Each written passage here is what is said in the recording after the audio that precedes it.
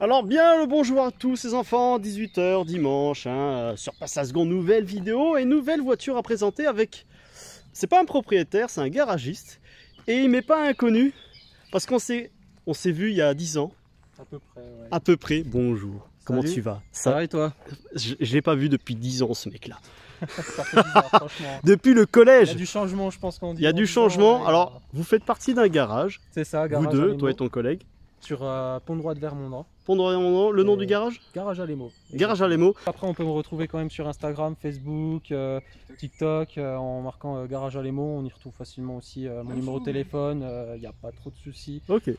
On arrive à me retrouver, quoi. Il n'y a pas de problème à ce niveau-là. Pas de problème sur ce niveau-là. Alors, là, tu nous as amené une voiture d'une cliente. C'est ça, qui est assez hors du commun. Hors du commun. Mais commune.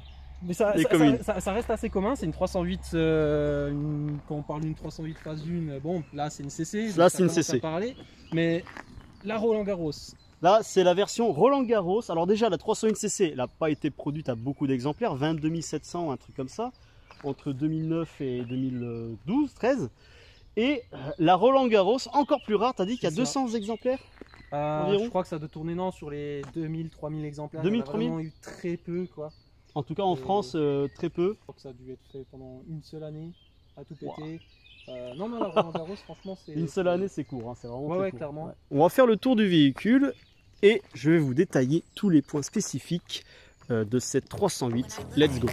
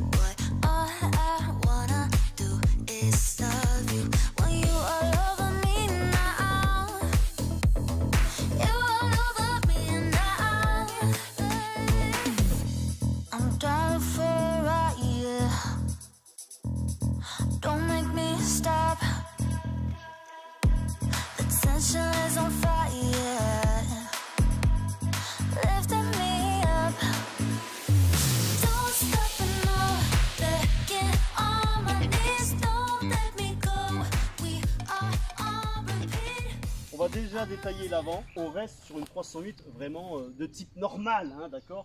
Celle-là c'est une phase 2. Et j'aime pas les phases 2. Ah ouais? Tu sais pourquoi? Tu vois. Parce que, vas-y rapproche-toi. Là déjà au niveau du phare, on est plus sur le phare vraiment acéré à l'avant. Là on a une petite découpe. Ouais c'est vrai. Et ça j'aime pas, ça casse un peu cet effet nerveux. Par contre, sur cette finition-là, je sais pas si c'est sur d'autres finitions, mais on a un léger effet bleuté à l'intérieur de la coque. Hein, alors là, peut-être qu'on peut voir comme ça. Voilà, peut-être au-dessus avec les reflets. Mais c'est vrai, voilà. On a un léger effet bleuté. Alors c'est vrai que maintenant que tu le dis, la plupart des phases 1, même en haut de gamme que je connais, en phare xénon, ils ont plutôt des phares vraiment très chromés, restent assez standard. Tu fais pas beaucoup la différence entre les feux non xénon et xénon de la 308. Que sur celle-ci, c'est vrai que c'est assez choquant. Je n'en vois pas beaucoup. À mon avis, la GTI aussi, doit avoir ces feux-là. Mais... Aussi, d'habitude, ils font les fonds noirs. Oui. Sur la 308 phase 2, il y a eu un fond noir aussi. Et ouais, c'est vrai que l'effet bleuté comme ça, c'est original. On va pas se mentir. Après, ce que j'aime pas beaucoup par rapport à la première phase, c'est la bouche. Ouais. La bouche, elle est... Tu vois, elle part moins comme ça. Sur les phases 1, ça partait vraiment... ça venait vraiment bouffer le côté latéral. Là, c'est un nez un peu plus aplati, un peu plus écrasé, plus petit, plus compact, plus rond. Il n'y a pas aussi les anti-brouillards aussi qu'ils avaient refait, revisité entre la phase 1 et la phase 2? Les anti-brouillards, putain, ça j'ai plus aucune idée. Mais c'est vrai que là maintenant, on commence à reconnaître l'identité de Peugeot avec les griffes. Là par exemple, la veilleuse, elle est vraiment typée verticale. Donc c'est une carrosserie qui... Il y a un peu de volume. Là, on oublie un peu le nez de Peugeot. Tu voyais même un débordement par rapport à la bouche, oui, au niveau du nez. Là, ils ont aplati tout ça. On peut voir que, si tu peux te rapprocher, on peut voir qu'il y a une légère encoche, tu vois. Mais c'est vrai qu'on n'est plus, par exemple, sur une 207. Et 207, le nez était, et même les 308 phase 1, elles avaient vraiment la découpe et le nez qui s'avançait comme ça. Là. Mais là, voilà, on perd un peu l'âme de Peugeot, un peu agressif. Voilà, comme je vous l'ai dit, avec cette encoche-là qui gâche un peu. Le nez qui est moins expressif, la bouche également moins expressive. Mais on garde toujours la silhouette de merde des Peugeot des années 2000. C'est-à-dire, venez, ça. Petit capot, très plongeant, avec un pare-brise qui est quasiment au même angle que le capot, c'est-à-dire qu'on n'a pas vraiment une coupure entre ces deux éléments-là. Donc un pare-brise forcément très incliné, et surtout cette partie-là je trouve que ça se referme beaucoup trop vite au niveau de l'arrière, c'est-à-dire que ça nous donne un troisième volume assez conséquent. Et ce que j'aime pas, c'est qu'elle est mal équilibrée en fait. Oui, et je pense qu'en fait, ça doit être sur le point technique, je pense au niveau ingénierie et ainsi de suite. Ouais. Il n'y avait pas eu trop le choix de faire ça parce que il fallait que ça reste il fallait que ça reste une 308. Donc au niveau des papiers, ça devait être la même longueur, la même largeur. Donc on ne pouvait pas rallonger l'arrière pour finir un peu mieux au niveau de la lunette arrière. Mais vu que ça doit être un cabriolet qui se rabat dans le coffre, parce qu'avec la fameuse technologie de chez Peugeot au niveau des cabriolets, tout le système hydraulique doit pouvoir être quand même rangé quelque part, que ça fasse pas moche, qu'il y ait quand même de la place, et que le toit puisse se rabattre tout en étant, on regardera après dans le coffre, mais il y a la place quand même décapotée pour pouvoir au moins mettre une valise à l'arrière. Voilà, mais tu vois, designement, je pense qu'ils auraient dû faire autrement. Parce que là, ça plonge trop vite, et le fait qu'ils ont une ceinture de caisse, on peut voir ici, qui monte légèrement, c'est-à-dire que là, on a un énorme volume. Et ça me plaît pas, ça fait un gros popotin. Là, on peut voir, là, on prend un peu de recul. Tu vois limite que ça de la voiture. C'est le 3. Ça fait effet un peu dragster avec les grosses roues à l'arrière. Le nez très plongeant, le cul très haut, machin, et part comme ça quoi. Donc l'arrière fait un stock, mais on va dire qu'ils sont un peu rattrapés en mettant par exemple un jeune béquet. Le béquet. Ici, donc ça donne un petit peu un peu plus d'artifice visuellement. Ils ont mis aussi cette ligne qui fait toute la largeur du haillon, ce qui rajoute également de la largeur visuellement, de l'ombrage avec ce creusement pour laisser la plaque, et aussi un volume plutôt intéressant au niveau du seuil de chargement. Ça donne du relief, et surtout petite spécificité du pare-choc uniquement sur la 308cc, c'est ça justement, c'est le diffuseur qui est vraiment spécifique à ce modèle là, avec une séparation en couleur carrosserie. C'est d'ailleurs dommage qu'ils n'ont pas rajouté un petit feu stop ici. C'est ça. Comme les 206 plus, tu sais, un petit. Comme les 206, les petits trucs tout ronds là, on dirait les dragibus. Enfin bref, là ils ont pas rajouté ça. Le feu stop est finement dessiné sous le béquet, ce qui est plutôt assez joli d'ailleurs. Mais voilà, c'est vrai que ça habille un peu le pare-choc, parce que sans ça serait vraiment très pauvre visuellement.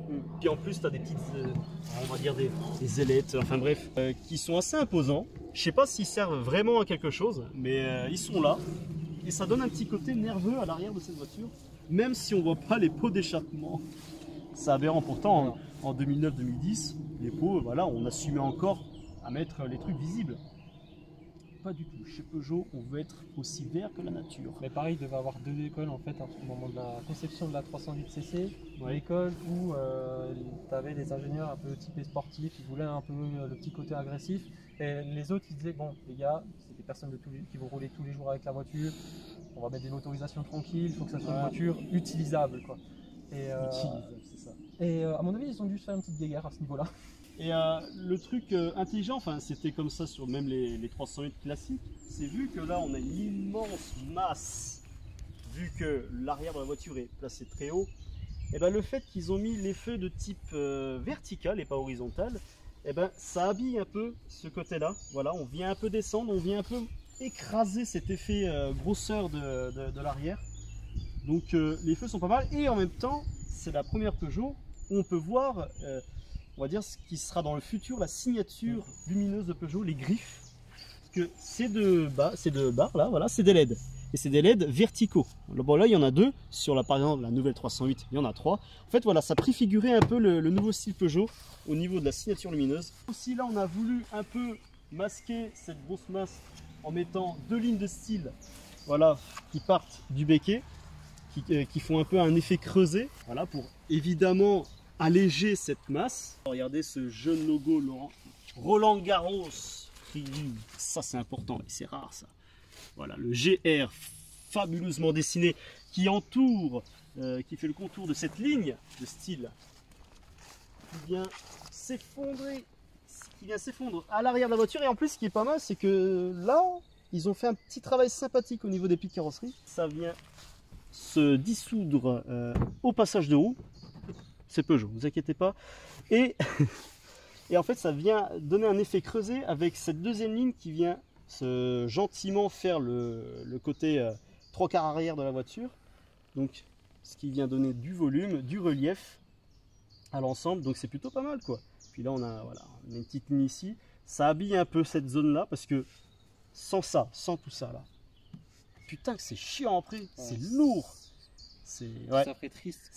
Ça ferait triste, voilà. Donc là, c'était vraiment, tu vois, c'est mieux fait cette partie-là que la 308 classique. La 308 classique, il y a un truc qui va pas, genre une petite jupe latérale, mais qui vient trop bouffer le pneu, quoi. Donc on dirait que le pneu il est vachement, ouais, il est très renfermé dans la voiture, quoi. C'est un peu bizarre. Donc là, ouais, le travail est mieux fait sur ce côté-là. Et c'est la dernière avec cette série 300 à opter le cabriolet. La nouvelle 308, c'est terminé. Donc on en profite. Parce que ces voitures-là, je sais pas si ça va devenir collector ces machins. À mon avis, si. Ouais. Surtout les Roland Garros. Je pense, oui. Vu que c'est des éditions assez spéciales. Ah bah les Roland Garros, oui, forcément. C'est bien, ouais, l'une des rares dernières cabriolets bien conçues. Et même de Peugeot en général. Oui, mais moi je parle par rapport à Peugeot. Parce qu'après, oui, quand tu regardes par rapport, ça a moins de gueule qu'une série 3 cabriolet ou qu'une SLK ou ce genre de choses. SLK, magnifique. Hein. Oui, c'est magnifique. Mais ouais, c'est vraiment pour une personne qui veut un cabriolet utilisable et qui consomme pas beaucoup, qui coûte pas trop cher en entretien, c'est ça. C'est, on va dire, le cabriolet pas cher. Le cabriolet pour monsieur tout le monde, idéal. Ah, t'as un petit point aussi à noter, là, cette ligne de malle qui se poursuit dans le bloc optique et qui se termine ici. C'est plutôt, non, c'est plutôt bien pensé. Un beau combo entre le feu et la carrosserie. Elle s'intègre bien en fait, avec ce petit côté classe. Enfin, ils ont même rajouté le petit liseré en chrome jusqu'à l'ouverture avec ce petit retournement. C'est plutôt pas mal. Voilà, ils ont pas fait le contour vraiment à 100% comme si c'était une mini cabriolet.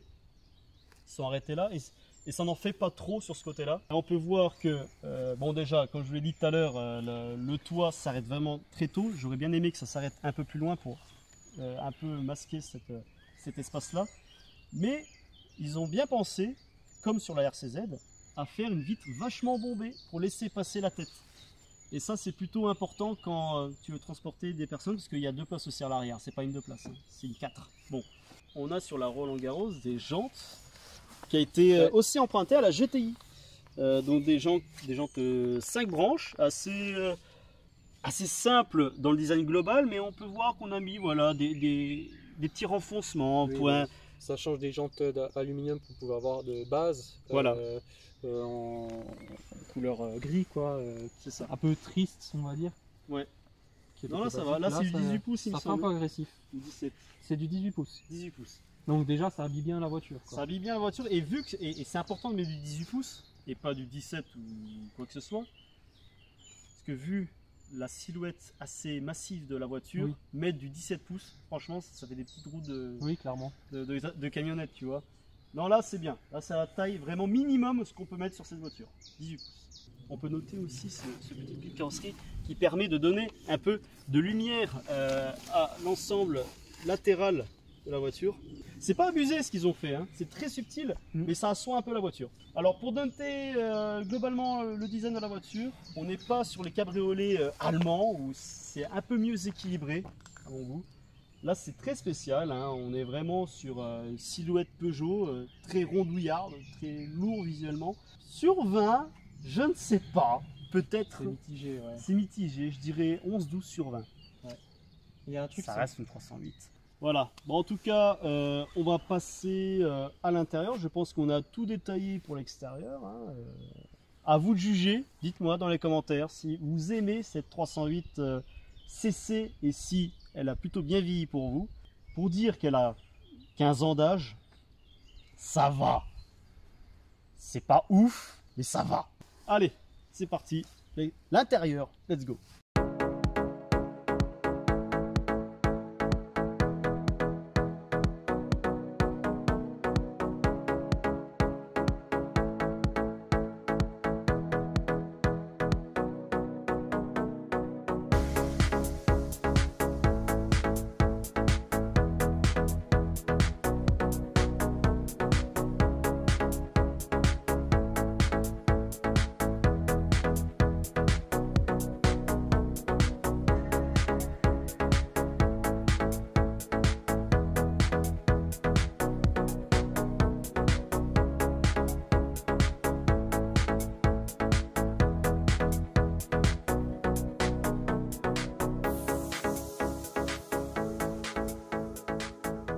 Petite spécificité, hein, forcément c'est un cabriolet et on n'a pas de montant sur la porte, donc quand on ouvre la poignée, ouais. C'est que les mains libres, c'est ça? Regarde, hop. Vas-y, mets ta main. D'accord. Hein. Ah mais je pensais que c'est, tu vois, c'est au moment où tu ouvrais où ça se descendait, ouais, tu vois. Non, ça c'est une amélioration sur les cabriolets de chez Peugeot. Ouais. C'est que oui, c'est maintenant c'est tactile. C'est tactile, ok. Et en fait, ça capte ta présence de ta main. Bah c'est mieux en fait. Bah, parce que sinon en fait ça évite de forcer sur la vitre, tu vois. Après ça force un peu dans cette zone là parce que c'est l'ouverture. C'est ça. Et ouais, c'est plus rapide, tu vois. Tac. Hop, on ouvre forcément, c'est une 3 portes. Alors la porte est immense, c'est lourde, très lourde, très lourde. Alors on va détailler déjà la contre-porte avant toute chose. Alors on est sur une finition Roland Garros, donc qui dit Roland Garros dit un peu cheap et en même temps sympa avec du cuir blanc, voilà, surpiqué, voilà, avec un petit cuir noir en même temps, voilà, poignée de maintien chromée, mais c'est du plastique, vous en faites pas. C'est Peugeot. C'est Peugeot, vous en faites pas.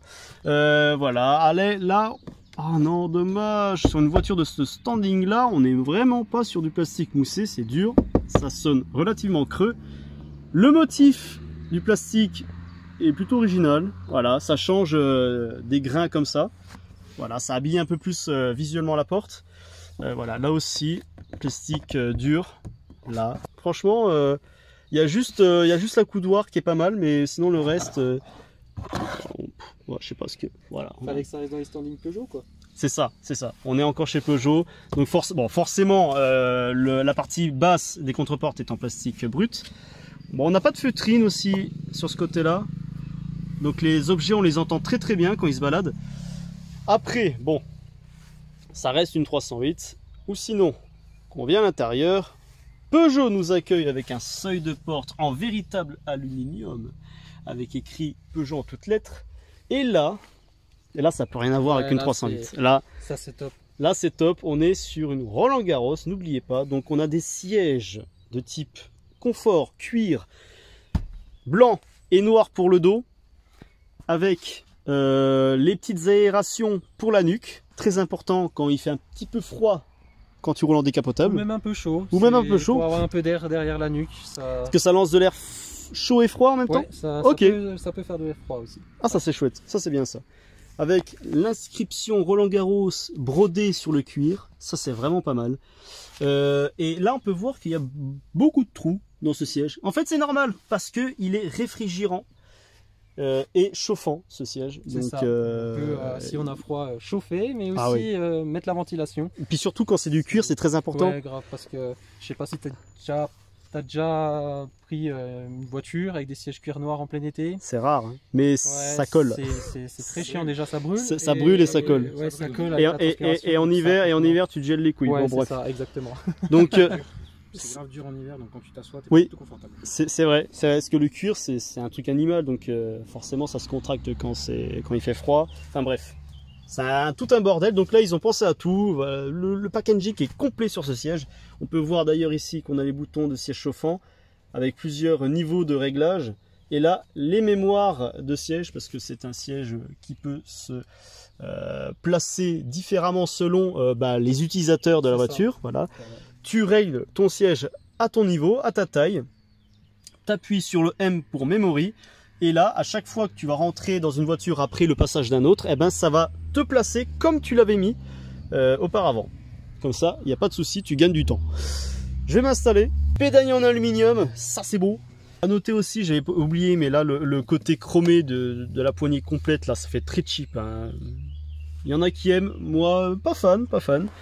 Après, sur le design complet du tableau de bord, on reste sur une 308 de type tout à fait classique. Voilà.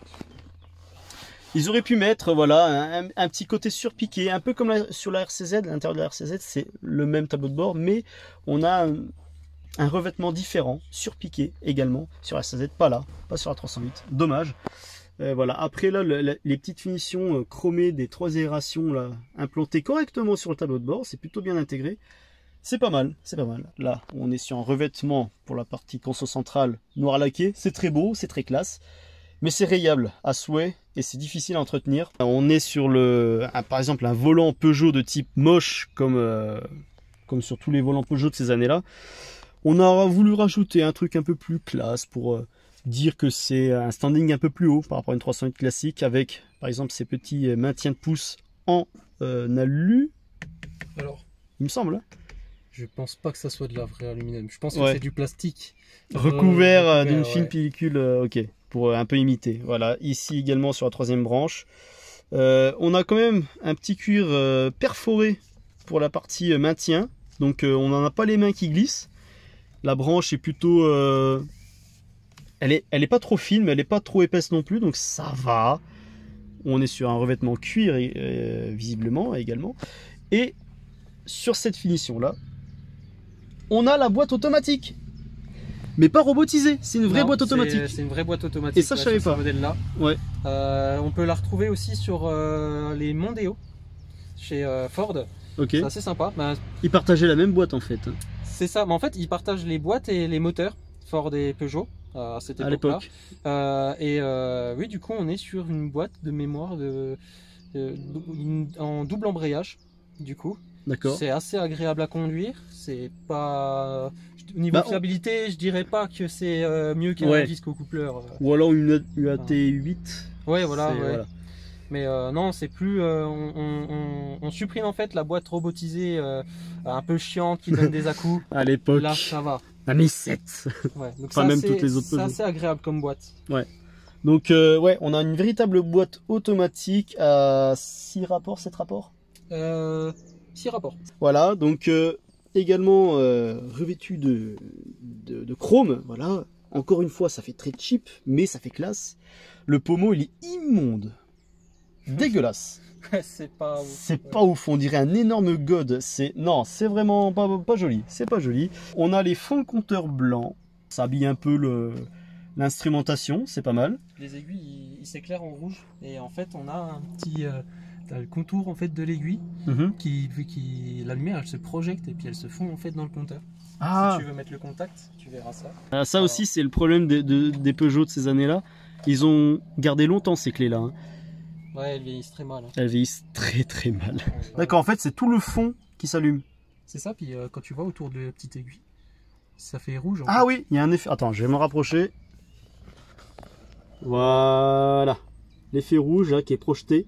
C'est assez sympa. Ouais, c'est joli dans la nuit à mon avis. Bah là c'était de série sur la Roland Garros, hein, je pense. Ouais. L'écran non tactile, hein, faut pas déconner, qui sera gentiment comme ça. On a le jeune frein à main gainé de cuir. Les sièges, bah tiens, je vais parler des sièges avant de parler en conduite. On est, alors comme d'hab, chez Peugeot, ils adorent le maintien vraiment des côtes.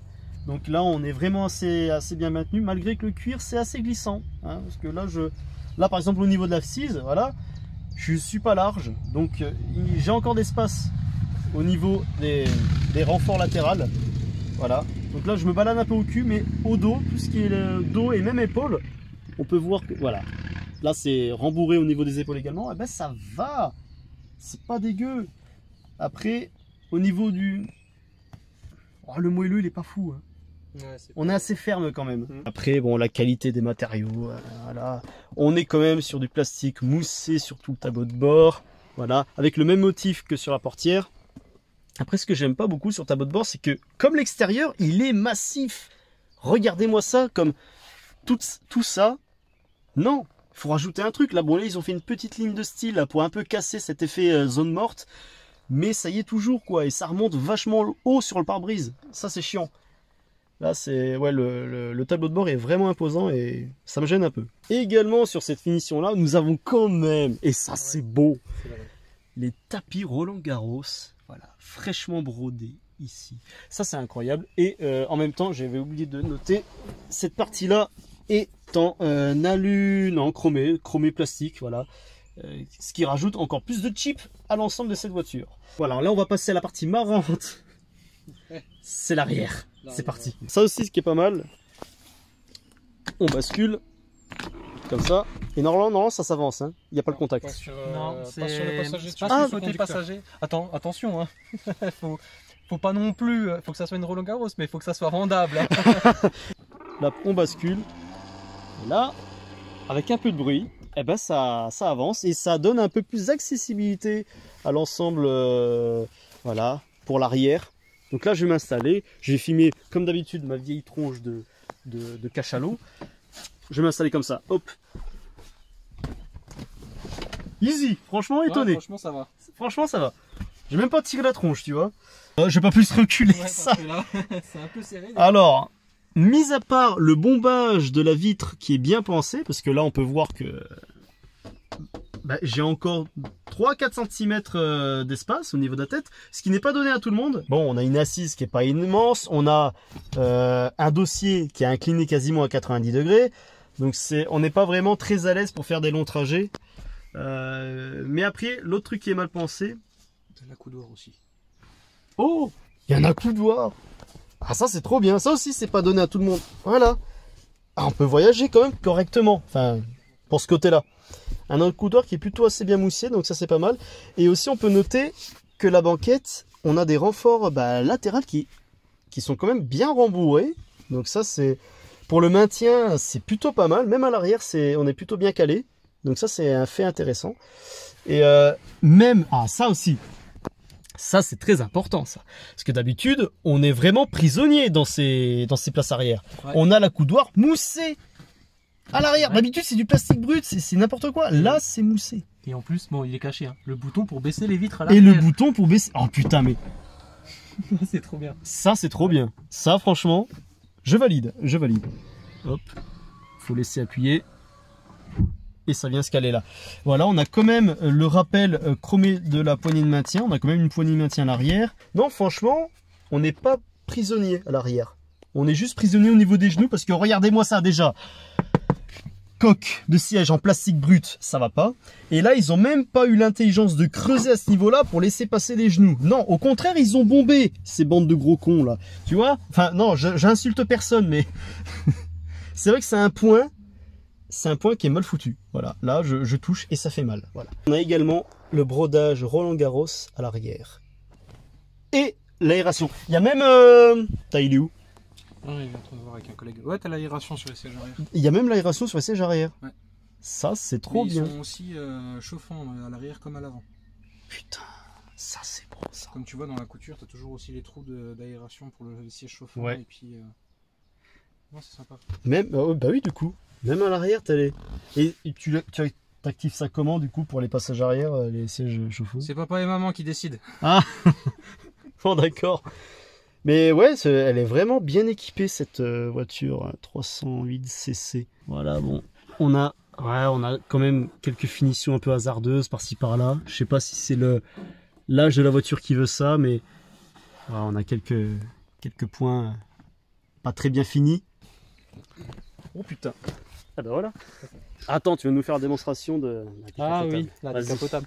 Et là, nous avons les deux boutons magiques qui donnent tout l'intérêt de cette voiture. Je te laisse faire la démonstration. Alors là, on a... Je vais regarder si j'ai bien le contact. Alors déjà, on va démarrer. C'est mieux. Voilà. Ici, pour les vitres. Donc, regardez. Les vitres arrière, on peut les fermer manuellement comme ça. Voilà. Et ensuite, On tire.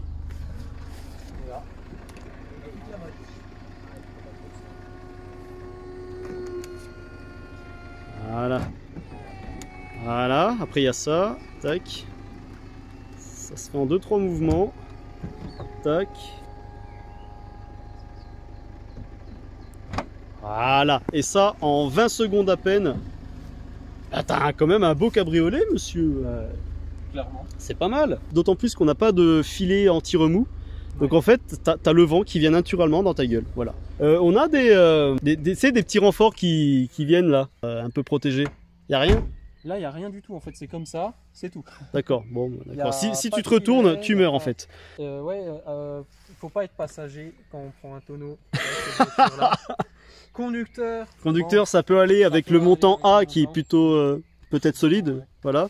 Voilà, là on peut bien voir la ceinture de caisse qui remonte loin à l'arrière, très haut. Ce qui rajoute du coup, comme je vous l'avais dit, un cul énorme. Alors on a fini les points intérieurs, je pense que j'ai un peu tout dit. Partie conduite, ouais, qu'est-ce que t'en penses? Clairement. Allez, let's go.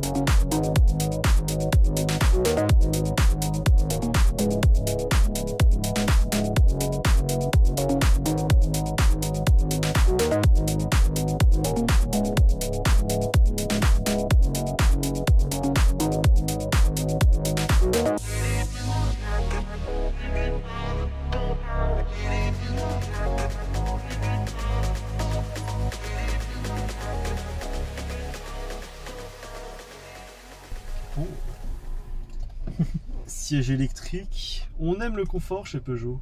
Alors, bon, on a un quadrillage à l'ancienne, comme on peut voir ici. Voilà, c'est basique. Donc là, on est sur P. On a quand même un mode sport, hein, ce qui est pas mal. Voilà. Et là, du coup, on va passer en D ici. Donc, on va suivre le quadrillage. Et là, normalement, c'est bon. Et ça avance tout seul. On est sur une boîte automatique. Hein, pas robotisé, à 6 rapports. Donc normalement on a des passages de rapport assez doux. Mais avant de passer au confort de boîte et tout, on va noter la position de conduite. Je trouve qu'elle est plutôt pas mal, hein. On a un volant avec un maintien assez bon, le cerceau qui est assez large. On a un maintien pour les pouces qui est relativement chouette. Aussi ce que je note, c'est qu'elle est très saine. Tu vois, ouais, au niveau des suspensions, c'est pas tape-cul, c'est assez confortable, un peu comme un bateau limite.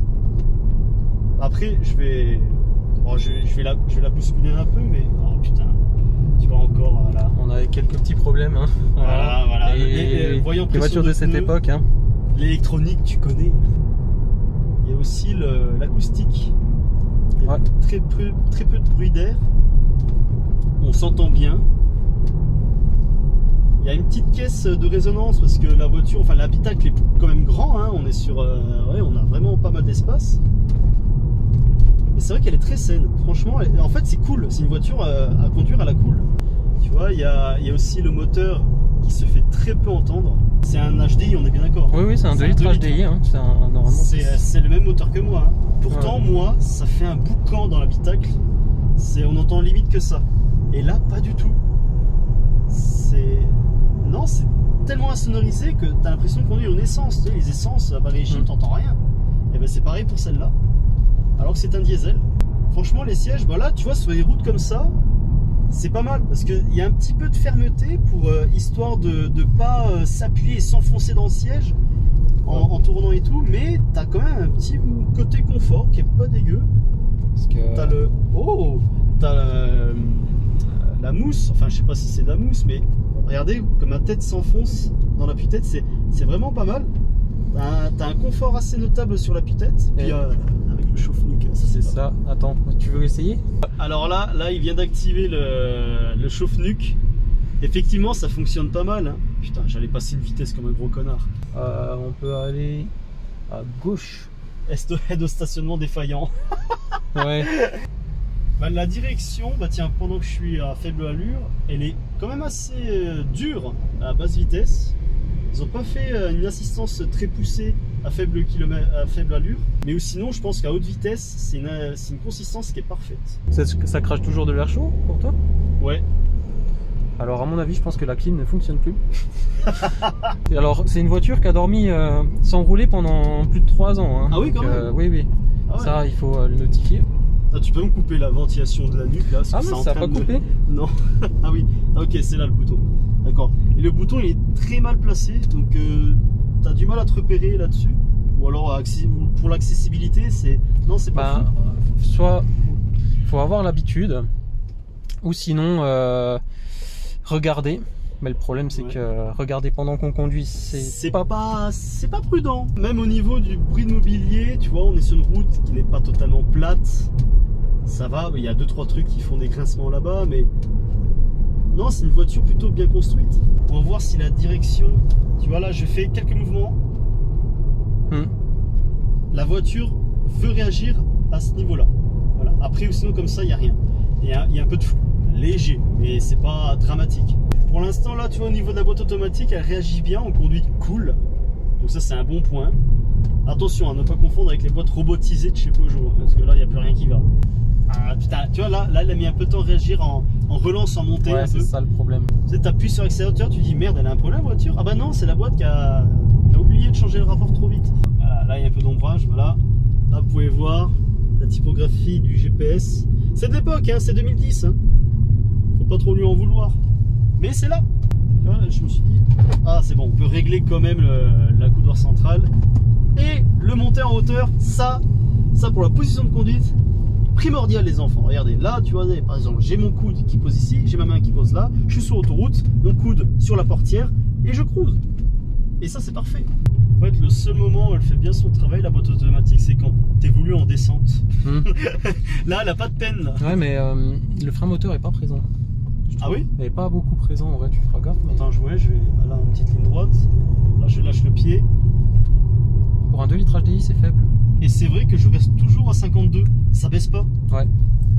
Donc, le frein moteur sur cette boîte de vitesse, faut un peu oublier. Ouais, c'est ça, ouais. Donc, bah, ça va faire chauffer les plaquettes. Hein. Oui, hein, désolé, mais. Regardez, là, tu vois, je suis pas une faible allure. Hein. Enfin, si, je suis une faible allure, justement.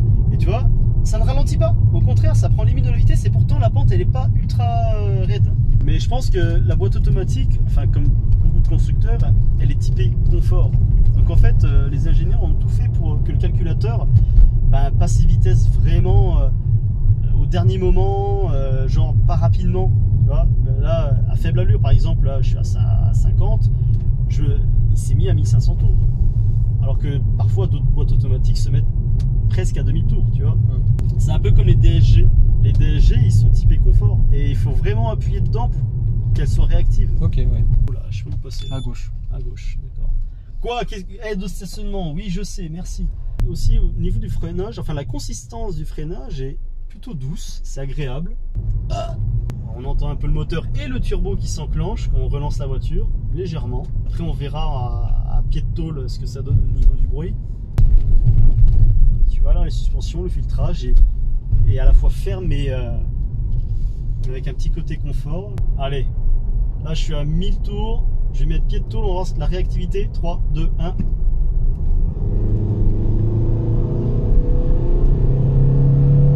Allez, passe. Voilà. Allez.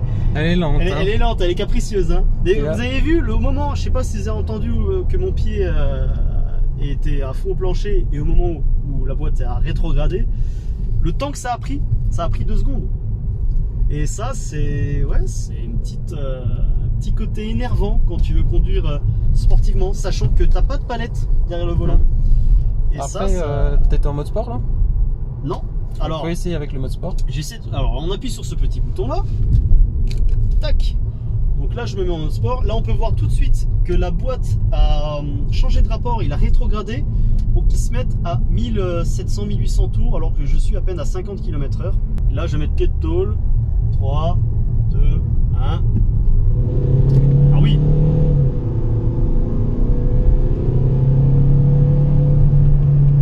Ah oui, oui, oui, oui. Ça change tout de suite, ah, c'est beaucoup plus réactif là. C'est beaucoup plus réactif. Là, on est passé de 2 secondes à 1 seconde. Donc oui, le mode sport, c'est pas un bluff, ça sert vraiment. Après, au niveau de la direction, ça change pas au niveau de la direction, non? Non, mais ça fait un peu bateau quand même là, au niveau des suspensions. Et là, je suis à vitesse stabilisée, il est encore à près de 3000 tours, il veut pas rétrograder. Parce que tout est pensé pour relancer tout de suite. Et ça gueule, oh, ça gueule. Et les 163 chevaux, c'est suffisant au quotidien. Tu n'auras pas la tête collée au siège, ça c'est sûr. C'est assez poussif. Vous avez pu l'entendre, je pense, dans la vidéo. Mais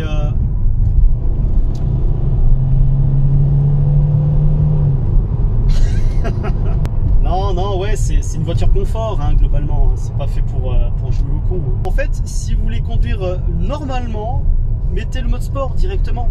Mettez pas... non, il faut pas conduire sans. Parce que sinon, vous serez vraiment peiné, quoi. C'est vert, monsieur, madame.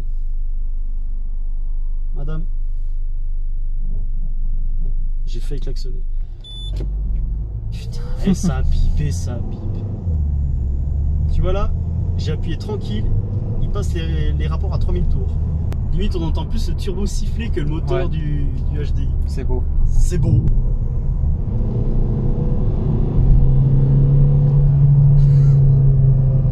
Oh, le moulin à charbon, mon gars.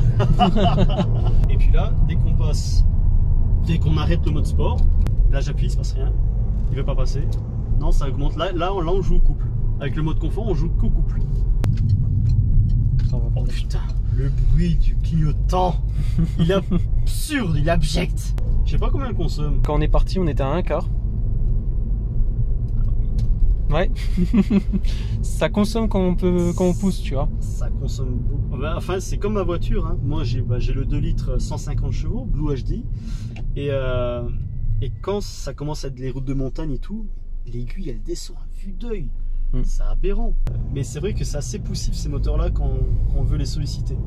Après, bon, c'est un moteur quand même qui concurrence bien tout ce qui se fait en 2 litres TDI ou 1 litre 9 JTD. Oui, oui. Bien sûr, c'est ultra fiable. Franchement, ça consomme rien. Tu es sur l'autoroute, tu es à 4 litres 8, 4 litres 7. C'est magnifique.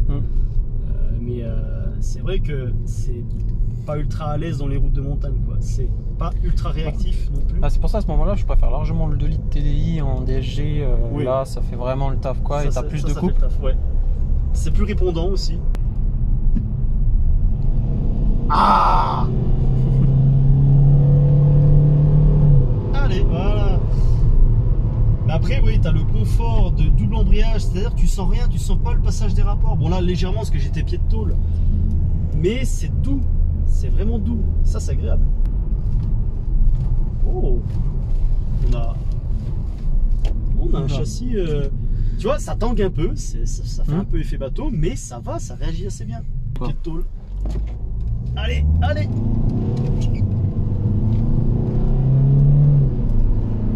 C'est bon.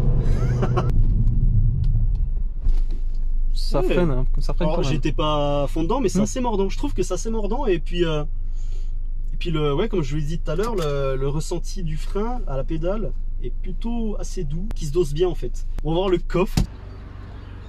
Alors, waouh, nous avons un filet. Alors, tu m'avais dit tout à l'heure, c'est obligatoire de mettre le filet si tu veux décapoter, sinon il refuse. C'est ça, exactement. En fait, c'est pour éviter que quand vous mettez vos bagages, imaginons ils arrivent là. Ouais, ils dépassent un peu. Ouais. Et que votre vitre va arriver à cet endroit-là. Ça écrase tout. Ben, au pire des cas, la vitre elle pète en fait. En fait, oui, en fait, ça c'est, on va dire, un niveau à ne pas dépasser. Voilà. C'est un repère visuel. Ok, alors si on enlève ça, hein, voilà, c'est comme une plage arrière, tout simplement. Et ben on a un volume plutôt intéressant. Ouais, franchement, ça fait le taf. Je mets couché facilement dedans. Ouais, je vous mets la contenance du coffre. Après, on a tout ce qui gêne, c'est ça, hein, la mécanique pour enclencher le toit, voilà, enclencher le coffre. Ça prend un peu de la place, mais sinon, on a un côté assez profond. Là, on n'a rien dessous. On a quand même une roue de secours, malgré ça. Allez, on recommence. Bah alors. Ah ça? Bah oui, voilà. Tu vois, voilà, encore un exemple, tu vois. Tant que tu mets pas ça, elle refusera. Non, elle veut pas du tout. Elle veut pas du tout.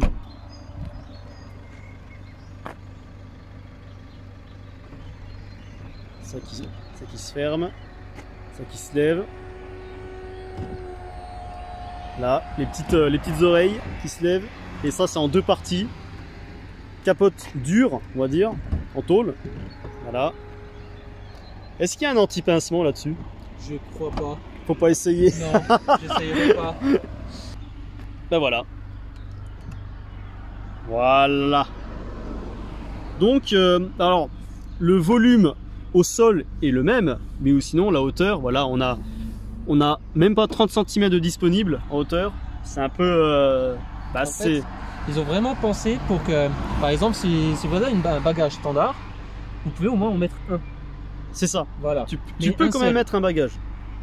Même deux valises, mais vraiment pas épais, quoi. C'est ça. Et là, on peut voir voilà, tout le mécanisme, les toits, parce que c'est par plusieurs morceaux, qui sont rangés en mode hamburger. Alors, eh ben, on va faire cette fin de vidéo sur cette route départementale assez fréquentée. Il y a un peu de bruit, désolé. J'espère que vous avez aimé cette vidéo. Ouais. Merci à toi d'être venu, hein, voilà, de me présenter la voiture d'une cliente, carrément, c'est même pas la tienne, donc très gentil. Et eh ben, je vous dis à la prochaine pour une nouvelle, c'est ciao!